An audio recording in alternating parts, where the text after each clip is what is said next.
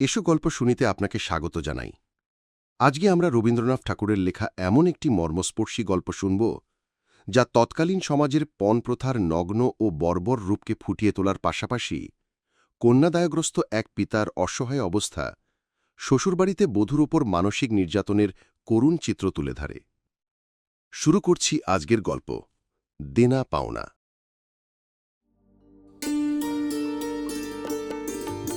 পাঁচ ছেলের পর যখন এক কন্যা জন্মিল, তখন বাপ মায় অনেক আদর করিয়া তাহার নাম রাখিল নিরুপমা। এ গোষ্ঠীতে এমন শৌখিন নাম ইতিপূর্বে কখনো শোনা যায় নাই। প্রায় ঠাকুর দেবতার নামই প্রচলিত ছিল, গণেশ, কার্তিক, পার্বতী তাহার উদাহরণ। এখন নিরুপমার বিবাহের প্রস্তাব চলিতেছে। তাহার পিতা রামসুন্দর মিত্র অনেক খোঁজ করেন, কিন্তু পাত্র কিছুতেই মনের মতন হয় না। অবশেষে মস্ত এক রায়বাহাদুরের ঘরের একমাত্র ছেলেকে সন্ধান করিয়া বাহির করিয়াছেন। উক্ত রায়বাহাদুরের পৈতৃক বিষয়াশয় যদিও অনেক হ্রাস হইয়া আসিয়াছে, কিন্তু বনেদি ঘর বটে। বরপক্ষ হইতে 10,000 টাকা পণ এবং বহুল দানসামগ্রী চাহিয়া বসিল। রামসুন্দর কিছুমাত্র বিবেচনা না করিয়া তাহাতেই সম্মত হইলেন।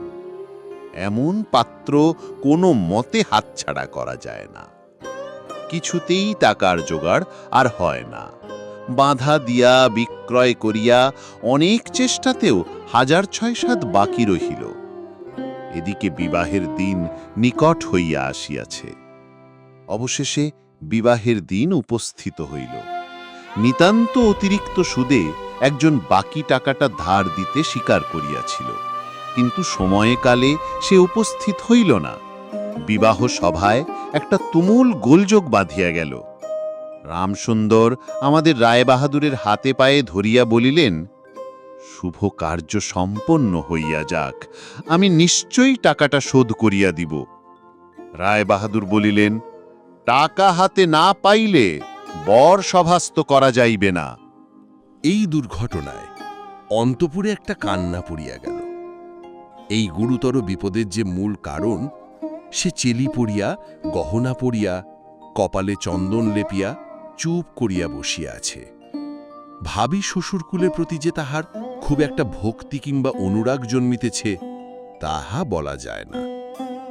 ইতিমধ্যে একটা সুবিধা হইল। বর সহসা তাহার পিতৃদেবের অবাধ্য হইয়া উঠিল। সে বাপকে বলিয়া বসিল, কেনা বেচা দরদামের কথা আমি বুঝি না।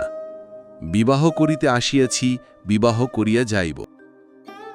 বাপ যাহাকে দেখিল তাহাকেই বলিল, দেখেছেন মহাশয়, আজকালকার ছেলেদের ব্যবহার। দু একজন প্রবীণ লোক ছিল, তাহারা বলিল, শাস্ত্র শিক্ষা নীতি শিক্ষা একেবারে নাই, কাজেই। বর্তমান শিক্ষার বিষময় ফল নিজের সন্তানের মধ্যে প্রত্যক্ষ করিয়া রায়বাহাদুর হতোদ্যম হইয়া বসিয়া রহিলেন।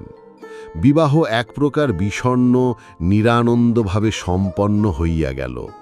শ্বশুরবাড়ি যাইবার সময় নিরুপমাকে বুকে টানিয়া লইয়া বাপ আর চোখের জল রাখিতে পারিলেন না। নীরু জিজ্ঞাসা করিল, তারা কি আর আমাকে আসতে দেবে না বাবা? রামসুন্দর বলিলেন, কেন আসতে দেবে না মা? আমি তোমাকে নিয়ে আসব। রামসুন্দর প্রায় মেয়েকে দেখিতে যান, কিন্তু বেহাই বাড়িতে তার কোনো প্রতিপত্তি নাই। চাকরগুলো পর্যন্ত তাহাকে নিচু নজরে দেখে। অন্তপুরের বাহিরে একটা স্বতন্ত্র ঘরে 5 মিনিটের জন্য কোনো দিন বা মেয়েকে দেখিতে পান, কোনো দিন বা দেখিতে পান না। কুটুম্ব গৃহে এমন করিয়া অপমান তো সহা যায় না। রামসুন্দর স্থির করিলেন, যেমন করিয়া হোক টাকাটা শোধ করিয়া দিতে হইবে। কিন্তু যে ঋণ ভার কাঁধে চাপিয়াছে, তাহারই ভার সামলানো দুঃসাধ্য। খরচপত্রের অত্যন্ত টানাটানি পড়িয়াছে এবং পাওনাদারদের দৃষ্টিপথ এড়াইবার জন্য সর্বদাই নানারূপ হীন কৌশল অবলম্বন করিতে হইতেছে। এদিকে শ্বশুরবাড়ি উঠিতে বসিতে মেয়েকে খোঁটা লাগাইতেছে। পিতৃগৃহের নিন্দা শুনিয়া ঘরে দ্বার দিয়া অশ্রু বিসর্জন তাহার নিত্য ক্রিয়ার মধ্যে দাঁড়াইয়াছে। বিশেষত শাশুড়ির আক্রোশ আর কিছুতেই মেটে না। যদি কেহ বলে, আহ কি শ্রী, বউয়ের মুখখানি দেখিলে চোখ জুড়াইয়া যায়, শাশুড়ি ঝঙ্কার দিয়া উঠিয়া বলে, শ্রী তো ভারী, যেমন ঘরের মেয়ে তেমনি শ্রী। এমনকি বউয়ের খাওয়া পড়ারও যত্ন হয় না। যদি কোনো দয়াপরতন্ত্র প্রতিবেশিনী কোনো ত্রুটির উল্লেখ করে, শাশুড়ি বলে, ওই ঢের হয়েছে। অর্থাৎ বাপ যদি পুরা দাম দিত তো মেয়ে পুরা যত্ন পাইত। সকলেই এমন ভাব দেখায় যেন বধূর এখানে কোনো অধিকার নাই, ফাঁকি দিয়া প্রবেশ করিয়াছে। বোধহয় কন্যার এই সকল অনাদর এবং অপমানের কথা বাপের কানে গিয়া থাকিবে, তাই রামসুন্দর অবশেষে বসতবাড়ি বিক্রয়ের চেষ্টা করিতে লাগিলেন। কিন্তু ছেলেদের যে গৃহহীন করিতে বসিয়াছেন সে কথা তাহাদের নিকট হইতে গোপনে রাখিলেন। স্থির করিয়াছিলেন বাড়ি বিক্রয় করিয়া সেই বাড়িই ভাড়া লইয়া বাস করিবেন। এমন কৌশলে চলিবেন যে তাহার মৃত্যুর পূর্বে এ কথা ছেলেরা জানিতে পারিবে না। কিন্তু ছেলেরা জানিতে পারিল, সকলে আসিয়া কাঁদিয়া পড়িল। বিশেষত বড় 3টি ছেলে বিবাহিত এবং তাহাদের কাহারও বা সন্তান আছে। তাহাদের আপত্তি অত্যন্ত গুরুতর হইয়া দাঁড়াইল। বাড়ি বিক্রয় স্থগিত হইল। তখন রামসুন্দর নানা স্থান হইতে বিস্তর সুদে অল্প অল্প করিয়া টাকা ধার করিতে লাগিলেন। এমন হইল যে সংসারের খরচ আর চলে না। নীরু বাপের মুখ দেখিয়া সব বুঝিতে পারিল। বৃদ্ধের পক্ক কেশে, শুষ্ক মুখে এবং সদা সংকুচিতভাবে দৈন্য এবং দুশ্চিন্তা প্রকাশ হইয়া পড়িল। মেয়ের কাছে যখন বাপ অপরাধী, তখন সে অপরাধের অনুতাপ কি আর গোপন রাখা যায়? রামসুন্দর যখন বেহাই বাড়ির অনুমতিক্রমে ক্ষণকালের জন্য কন্যার সাক্ষাৎ লাভ করিতেন, তখন বাপের বুক যে কেমন করিয়া ফাটে তাহা তাহার হাসি দেখিলেই টের পাওয়া যাইত। সেই ব্যথিত পিতৃহৃদয়কে সান্ত্বনা দিবার উদ্দেশ্যে দিন কতক বাপের বাড়ি যাইবার জন্য নীরু নিতান্ত অধীর হইয়া উঠিয়াছে। বাপের ম্লান মুখ দেখিয়া সে আর দূরে থাকিতে পারে না। একদিন রামসুন্দরকে কহিল, বাবা, আমাকে একবার বাড়ি রইয়া যাও। রামসুন্দর বলিলেন, আচ্ছা, কিন্তু তাহার কোনো জোর নাই। নিজের কন্যার উপরে যে পিতার স্বাভাবিক অধিকার আছে, তাহা যেন পণের টাকার পরিবর্তে বন্ধক রাখিতে হইয়াছে। এমনকি কন্যার দর্শনও সেও অতি সসংকোচে ভিক্ষা চাহিতে হয়, এবং সময় বিশেষে নিরাশ হইলে দ্বিতীয় কথাটি কহিবার মুখ থাকে না। কিন্তু মেয়ে আপনি বাড়ি আসিতে চাহিলে বাপ তাকে না আনিয়া কেমন করিয়া থাকে? তাই বেহাইয়ের নিকট সে সম্বন্ধে দরখাস্ত পেশ করিবার পূর্বে রামসুন্দর কত হীনতা, কত অপমান, কত ক্ষতি স্বীকার করিয়া যে 3,000 টাকা সংগ্রহ করিয়াছিলেন, সেই ইতিহাস গোপন থাকাই ভালো। নোট কখানি রুমালে জড়াইয়া চাদরে বাঁধিয়া রামসুন্দর বেহাইয়ের নিকট গিয়া বসিলেন। প্রথমে হাস্যমুখে পাড়ার খবর পাড়িলেন। হরে কৃষ্ণের বাড়িতে একটা মস্ত চুরি হইয়া গিয়াছে, তাহার আদ্যপান্ত বিবরণ বলিলেন। নবীন মাধব ও রাধা মাধব 2 ভাইয়ের তুলনা করিয়া বিদ্যা, বুদ্ধি ও স্বভাব সম্বন্ধে রাধা মাধবের সুখ্যাতি এবং নবীন মাধবের নিন্দা করিলেন। শহরে একটা নতুন ব্যামো আসিয়াছে, সে সম্বন্ধে অনেক আজগুবি আলোচনা করিলেন। অবশেষে হুঁকাটি নামাইয়া রাখিয়া কথায় কথায় বলিলেন, হ্যাঁ হ্যাঁ বেহাই, ওই টাকাটা বাকি আছে বটে, রোজই মনে করি যাচ্ছি অমনি হাতে করে কিছু নিয়ে যাই, কিন্তু সময়কালে মনে থাকে না। আর ভাই বুড়ো হয়ে পড়েছি। এমনি এক দীর্ঘ ভূমিকা করিয়া পঞ্জরের 3খানি অস্থির মতো সেই 3খানি নোট যেন অতি সহজে, অতি অবহেলে বাহির করিলেন। সবেমাত্র 3,000 টাকার নোট দেখিয়া রায়বাহাদুর অট্ট হাস্য করিয়া উঠিলেন। বলিলেন, থাক বেহাই, ওতে আমার কাজ নেই। একটা প্রচলিত বাংলা প্রবাদের উল্লেখ করিয়া বলিলেন, সামান্য কারণে হাতে দুর্গন্ধ করিতে তিনি চান না। এই ঘটনার পরে মেয়েকে বাড়ি আনিবার প্রস্তাব কাহারও মুখে আসে না। কেবল রামসুন্দর ভাবিলেন, সে সকল কুটুম্বী তার সংকোচ আমাকে আর শোভা পায় না। মর্মাহতভাবে অনেকক্ষণ চুপ করিয়া থাকিয়া অবশেষে মৃদুস্বরে কথাটা পাড়িলেন।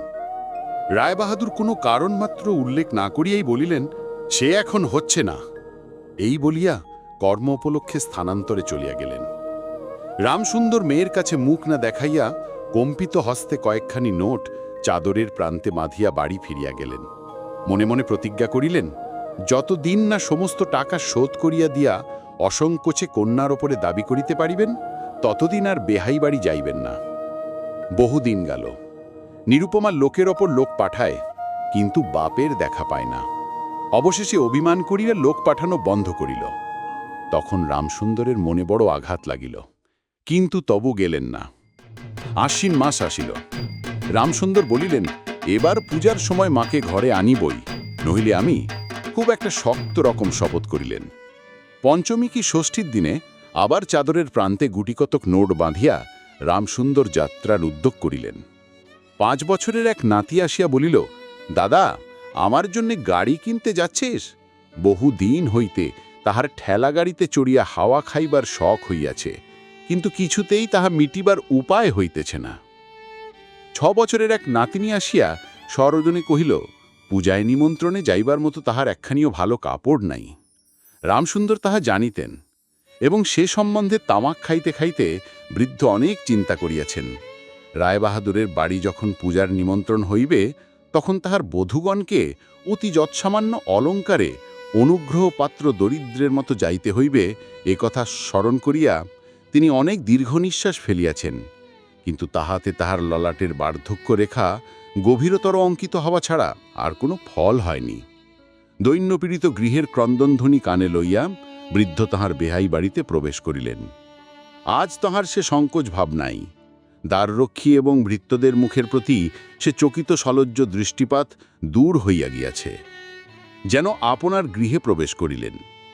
শুনিলেন রায়বাহাদুর ঘরে নাই, কিছুক্ষণ অপেক্ষা করিতে হইবে। মনের উচ্ছ্বাস সংবরণ করিতে না পারিয়া রামসুন্দর কন্যার সহিত সাক্ষাৎ করিলেন। আনন্দে 2 চোখ দিয়া জল পড়িতে লাগিল। বাপও কাঁদে, মেয়েও কাঁদে, দুইজনে কেহ আর কথা কহিতে পারে না। এমন করিয়া কিছুক্ষণ গেল। তারপরে রামসুন্দর কহিলেন, এবার তোকে নিয়ে যাচ্ছি মা, আর কোনো গোল নাই। এমন সময় রামসুন্দরীর জ্যেষ্ঠপুত্র হরমোহন তার 2 ছোট ছেলে সঙ্গে লইয়া সহসা ঘরে প্রবেশ করিলেন। পিতাকে বলিলেন, বাবা, আমাদের তবে এবার পথে ভাসালে? রামসুন্দর সহসা অগ্নিমূর্তি হইয়া বলিলেন, তোদের জন্য কি আমি নরকগামী হব? আমাকে তোরা আমার সত্য পালন করতে দিবি না? রামসুন্দর বাড়ি বিক্রয় করিয়া বসিয়া আছেন। ছেলেরা কিছুতে না জানিতে পায় তাহার অনেক ব্যবস্থা করিয়াছিলেন, কিন্তু তবু তাহারা জানিয়াছে দেখিয়া তাহাদের প্রতি হঠাৎ অত্যন্ত রুষ্ট ও বিরক্ত হইয়া উঠিলেন। তাহার নাতি তাহার 2 হাঁটু সবলে জড়াইয়া ধরিয়া মুখ তুলিয়া কহিল, দাদু, আমাকে গাড়ি কিনে দিলে না? নত শির রামসুন্দরের কাছে বালক কোনো উত্তর না পাইয়া নিরু কাছে গিয়া কহিল, পিসিমা, আমাকে একখানা গাড়ি কিনে দেবে? নিরুপমা সমস্ত ব্যাপার বুঝিতে পারিয়া কহিল, বাবা, তুমি যদি আর 1 পয়সা আমার শ্বশুরকে দাও, তাহলে আর তোমার মেয়েকে দেখতে পাবে না, এই তোমার গা ছুঁয়ে বললুম। রামসুন্দর বলিলেন, ছি মা, অমন কথা বলতে নেই। আর এই টাকাটা যদি আমি না দিতে পারি, তাহলে তোর বাপের অপমান আর তোরও অপমান। নিরু কহিল, টাকা যদি দাও তবেই অপমান। তোমার মেয়ের কি কোনো মর্যাদা নেই? আমি কি কেবল একটা টাকার থলি? যতক্ষণ টাকা আছে ততক্ষণ আমার দাম। না বাবা, এ টাকা দিয়ে তুমি আমাকে অপমান করো না। তাছাড়া আমার স্বামী তো এ টাকা চান না। রামসুন্দর কহিলেন, তাহলে তোমাকে যেতে দেবে না মা? নিরুপমা কহিল, না দেয় তো কি করবে বলো? তুমিও আর নিয়ে যেতে চেও না। রামসুন্দর কম্পিত হস্তে নোট বাঁধা চাদরটি কাঁধে তুলিয়া আবার চোরের মতো সকলের দৃষ্টি এড়াইয়া বাড়ি ফিরিয়া গেলেন। কিন্তু রামসুন্দর এই যে টাকা আনিয়াছিলেন এবং কন্যার নিষেধে সে টাকা না দিয়াই চলিয়া গিয়াছেন, সে কথা গোপন রহিল না। কোনো স্বভাব কৌতূহলী দ্বারলগ্ন কর্ণদাসী নিরুর শাশুড়িকে এই খবর দিল। শুনিয়া তাহার আর আক্রোশের সীমা রহিল না। নিরুপমার পক্ষে তাহার শ্বশুরবাড়ি সরসজ্জা হইয়া উঠিল। এদিকে তাহার স্বামী বিবাহের অল্পদিন পরেই ডেপুটি ম্যাজিস্ট্রেট হইয়া দেশান্তরে চলিয়া গিয়াছে, এবং 5 সংসর্গ দোষে হীনতা শিক্ষা হয়, এই ওজরে সম্প্রতি বাপের বাড়ির আত্মীয়দের সহিত নীরুর সাক্ষাৎকার সম্পূর্ণ নিষিদ্ধ হইয়াছে। এই সময়ে নীরুর একটা গুরুতর পীড়া হইল, কিন্তু সেজন্যে তাহার শাশুড়িকে সম্পূর্ণ দোষ দেওয়া যায় না। শরীরের প্রতি সে অত্যন্ত অবহেলা করিত। কার্তিক মাসের হিমের সময়ে সমস্ত রাত মাথার দরজা খোলা, শীতের সময়ে গায়ে কাপড় নাই, আহারের নিয়ম নাই।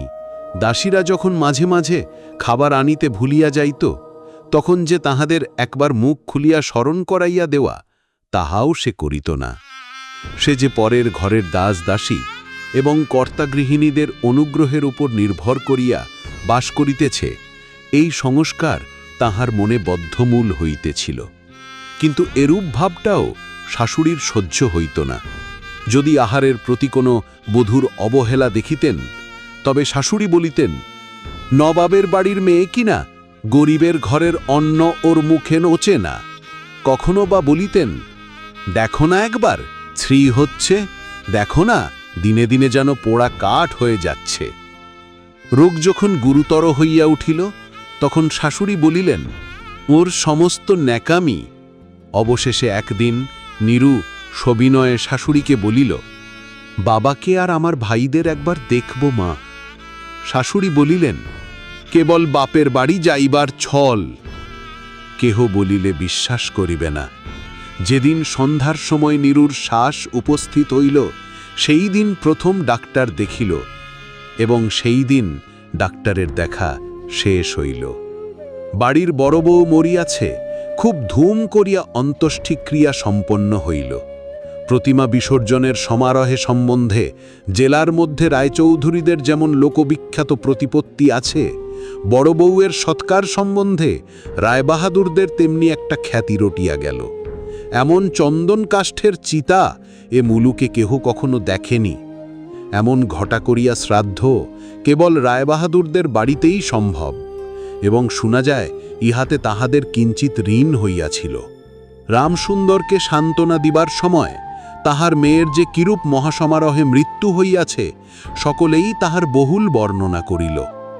এদিকে ডেপুটি ম্যাজিস্ট্রেটের চিঠি আসিল, আমি এখানে সমস্ত বন্দোবস্ত করিয়া লইয়াছি, অতএব অবিলম্বে আমার স্ত্রীকে এখানে পাঠাইবে।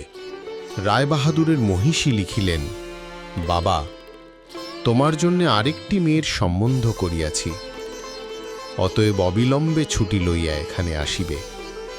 এবারে 20,000 টাকা পণ, এবং হাতে হাতে আদায়।